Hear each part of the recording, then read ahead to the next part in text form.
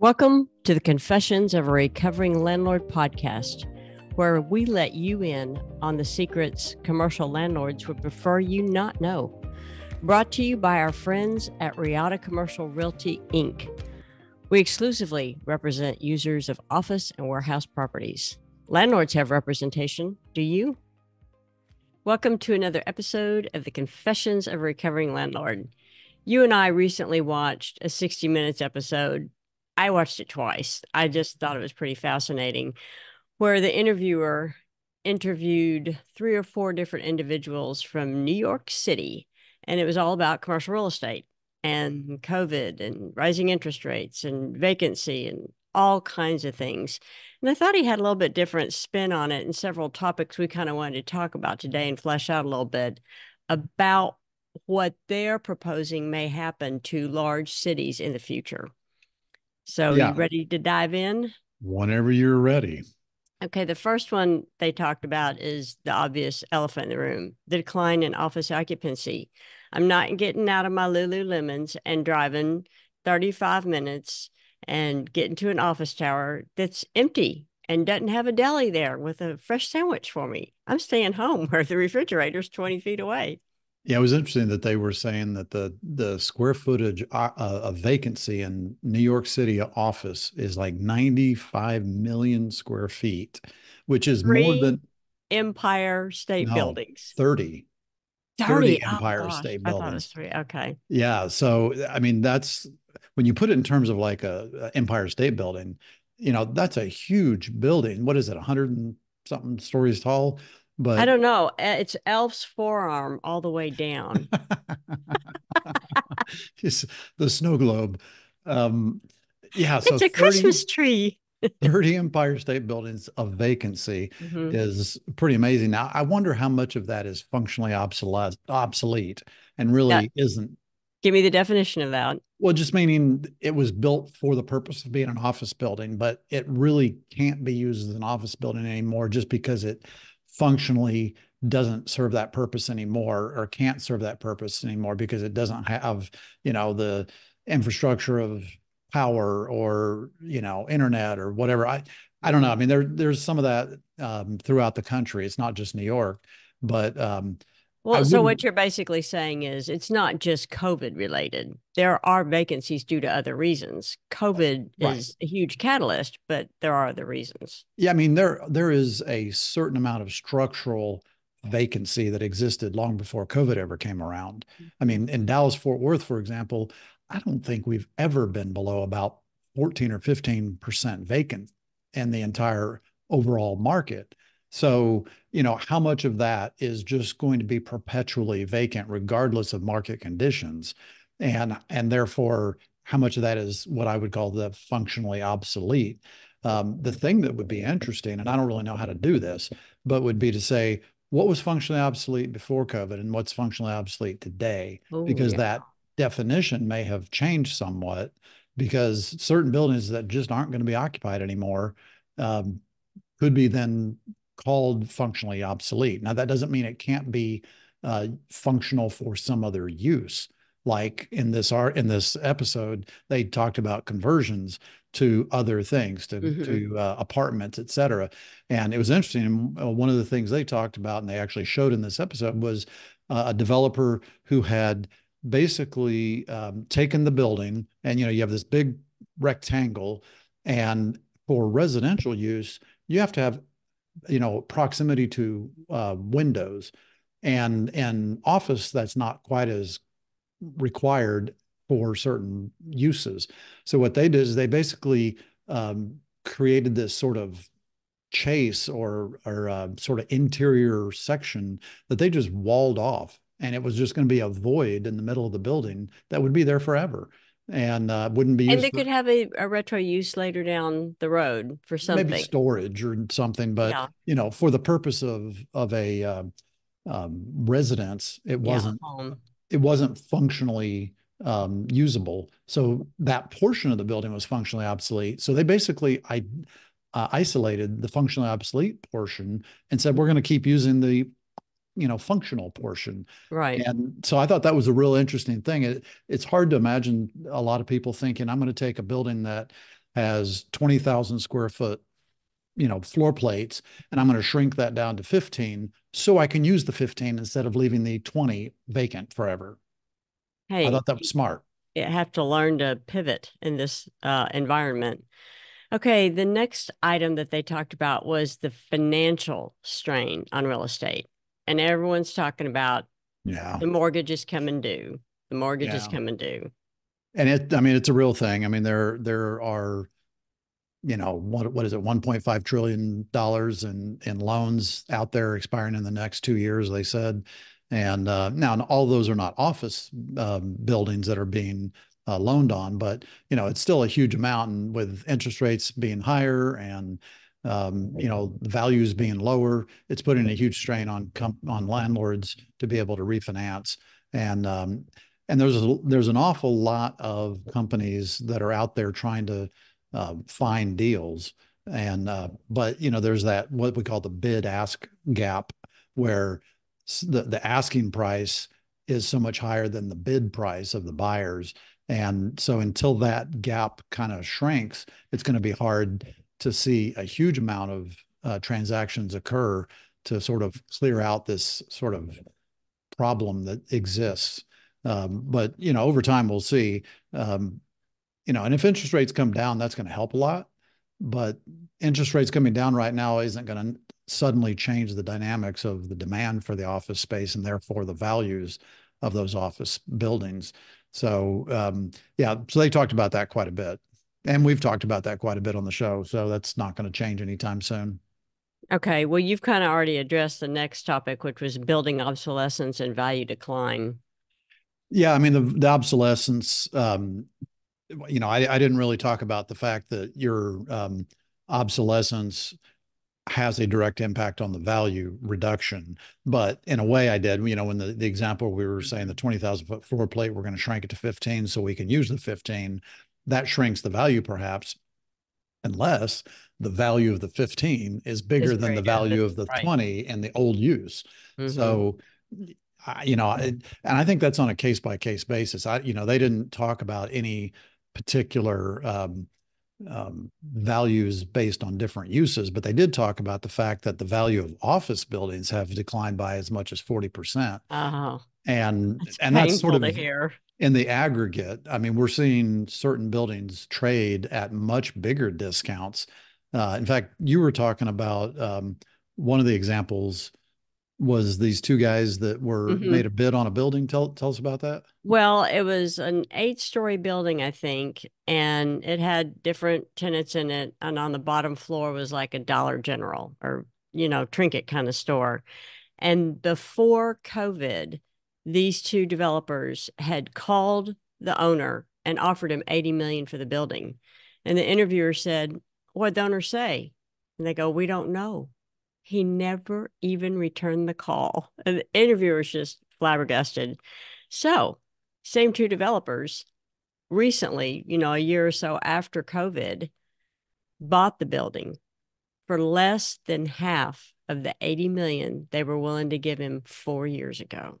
Yeah, that was Tony Park and Elad Dror Yeah. were the two developers, but and it was a 99-cent store that was on the first floor. Okay. But and it was completely empty except for that 99-cent store. Yeah, and that's just shocking. I know they waited 4 years and unbelievable. And what they were going to do with it, I wasn't for sure. I got the impression it was going to be housing, some sort of apartments, condo kind of thing. Yeah, I don't remember either. As they were walking the building as they were talking, but I'm sorry. It does say they have plans to convert, but they didn't say to what. So yeah, they may not have decided on their habu yet.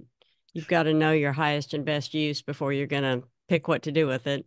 Well, the next big takeaway on their episode was the impact on real estate companies and banks. And they featured RXR, which is a major New York real estate firm, and how they have all these buildings. They have buildings that are being defaulted on, banks that are increasingly holding empty or devalued properties on their books that they don't want. And and it was interesting because the guy from RXR, or maybe it was the guy from SL Green, was talking about how he wanted 92% occupancy at all That's Mark times. Holiday with, yeah, He's with SL Green. yeah. Um, The Scott Reichler on RXR, just to go back to finish that, he was the one that what was fascinating to me was he'd recently let a building go back to the lender. And the interviewer was like, why did you do that? And he goes, it wasn't viable. There was really no other option. However, let me tell you about my new investment.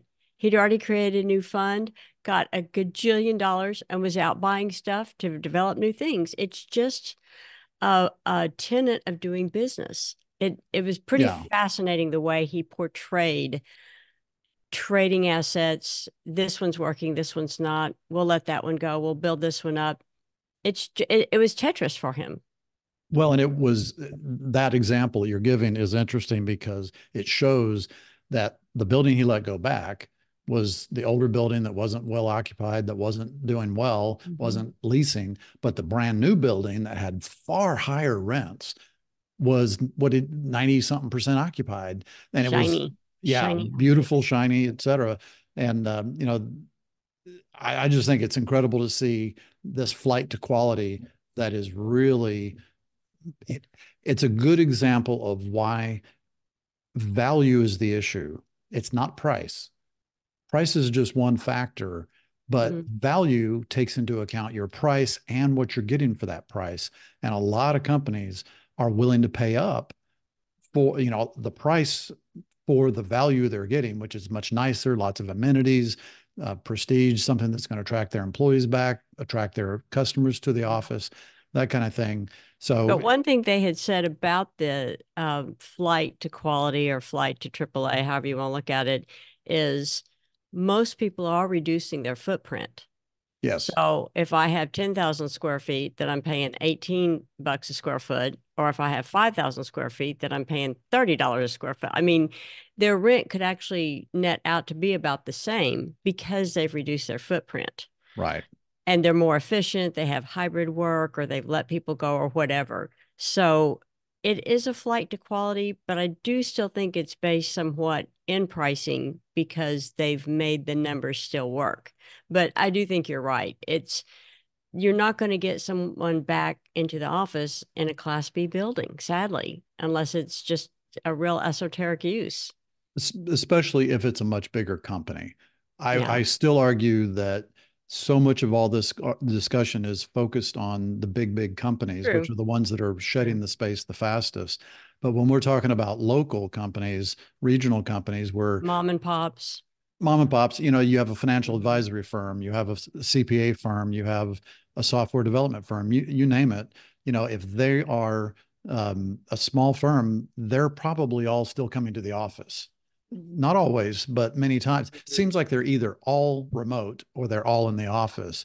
The hybrid thing is not quite as much as it is Hmm. with bigger firms. Well, and I think it also depends on the age of the employee. If you're older and you have a home office, and you can work, that's great. But the younger folk have kids at home or they've got to run them to school and they need a place to go where they can have quiet Zoom meetings and conference rooms and that kind of thing. So I do also think it's the aging of the employee set that particular Right. company has. Well, Okay. the fifth Oh, thing I was going to, I think we're both going the same place. yeah. Their fifth point was shift in real estate investment and development. Mhm. And do you have a particular takeaway from that? Well, just exactly what we talked about with Scott Reichler. I'm going to have to let this asset go, but I'm building this beauty over here. So I think that's But this was also changes in investment and development. So this was also where they talked about conversions a lot. okay. Yeah. They talked about changes in zoning laws and how that's going to affect all this. So yeah, it's and there was also a big issue with affordability because you know a lot of these conversions are so expensive. It's really difficult to have any kind of affordable housing associated with them. But you know sometimes the financing is available for the affordable housing. So yeah, I think the changes in investment and development is going to be different for different parts of the country. And, you know, Mm-hmm. as we were talking about earlier, this, you know, using New York City as the proxy for the country can be a bit dangerous simply because New York City doesn't look like the rest of the country. Mm-mm. It looks like other parts of the country, downtowns, et cetera, but it doesn't, you know, doesn't look like, you know, Plano, Texas, where we are, because it's just structurally so different. Mm-hmm. And so I think the zoning laws that will occur, or that will be needed to be changed in a place like Plano will likely be very different than in a place like New York City. Oh, yeah, absolutely. Okay. And then this is kind of what we led off with. What are going to be the long-term implications for cities knowing all this that we've talked about? Yeah, I mean, zoning that we just talked about is certainly one of those things, but the reduction in the values of these commercial properties are going to have an impact on the revenue of the cities, because the cities, in many cases, Tax and the base. counties and the school districts and the hospital districts, you know, certainly in Texas, most of the funding for a lot of these municipalities and other governmental agencies comes from property taxes. So when the property values go down, the tax revenue goes down. And that's going to have a huge impact on a lot of these cities. And then you take it one step further, San Francisco, let's say, you have fewer people going to the office downtown, which means the value of the buildings are less, which means property taxes are less. But guess what? It also means there's fewer people shopping at the restaurants, the little coffee shops, et cetera, Buying lunch, having a drink after work. which mean those businesses have lower revenues, which means the sales tax is lower, Mm-hmm. and they may even go out. In fact, I just heard this morning that the toy store in, I think it's San Francisco, which was the basis for the movie Toy Story, is closing after 85 years. Sad Is it story. an FAO Schwartz or is it what kind No, it of? was an It's just independent. a. It was Oh. an independent 85-year-old toy store, and they're paying like $20,000 a month in rent, and they're not getting enough Mm-mm. revenue from sales. Plus, one of their employees got stabbed, and the robberies. I mean, anyway, it just Mhm. a lot of Yeah, things the crime. compounding. But the bad Well, news, you lose a mass downtown, the crime element comes in. And then right? that runs off more of the mass and then more crime element. So Well, it's a lot of these things you're mentioning are snowballing. it's what they call the urban doom loop. That's Yes. what 60 Minutes Yes. talked about it, the urban doom loop, where Mm-hmm. all this kind of stuff just sort of cycles and feeds off Right. itself, you know, in a downward spiral. Not sure I said that right. Okay, so let's not be the doom loop. Let's talk about potential for transformation. How can Yeah, and this be turned around? that's sort of the last point of this episode, was sort of where is the optimism in all of this, and you know, I just finished reading a book which was called A Beautiful Constraint. Mm, And the whole point of the book was, when you are constrained from resources, you are forced to do things differently. And it's kind of like, you know, Damon John from Shark Tank talked about how he didn't have any money and he was trying to sell his first, what was it, hats, or, you t-shirt. know, I thought, was it urban hats? wear. That was Maybe it t-shirt. was t-shirts. It was whatever his urban wear company was, and he was doing it out of the trunk of a car.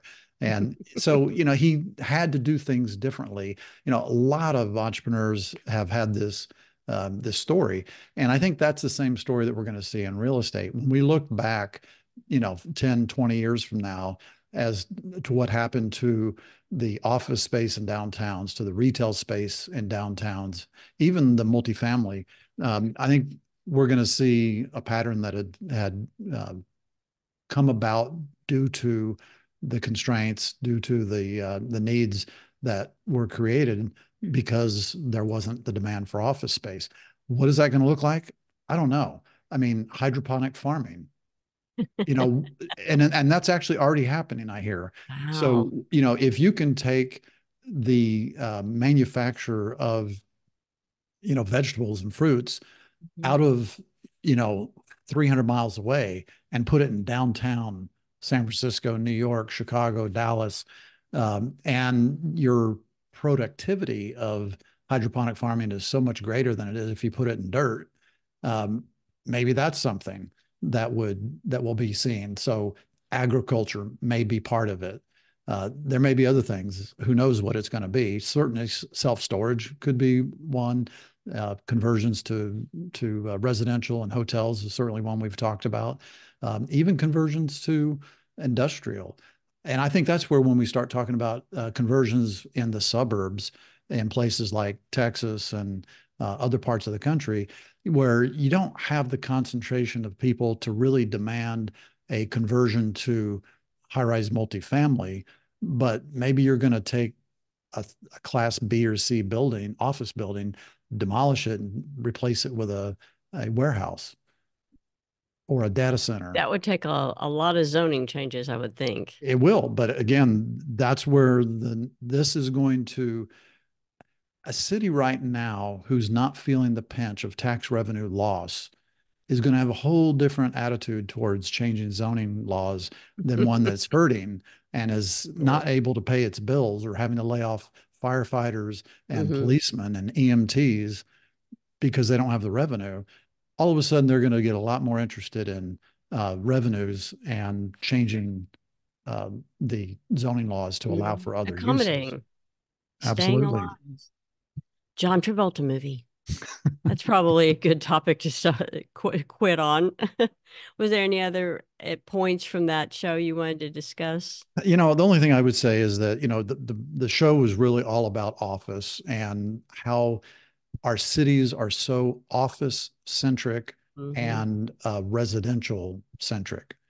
That's really, it's office, residential, and retail to support those things. That's what cities in the core have really been about most of the time. Education is in there, government's in there a little bit, but even in office, in education and government, it's still in office buildings. You go to downtown Chicago, the universities in downtown Chicago are in high rises.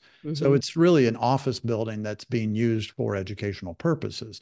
So I think the whole point of this is that cities have been so office centric, they need to look beyond the office centricity and look for other ways to fill their cities and fill their buildings.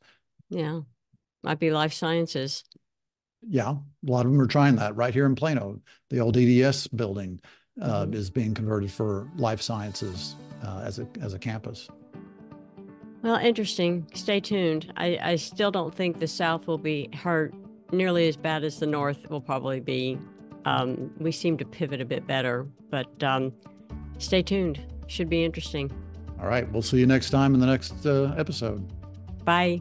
Bye. Thank you for listening. And just a reminder to send in questions to see if we can stump Bob. Not going to happen.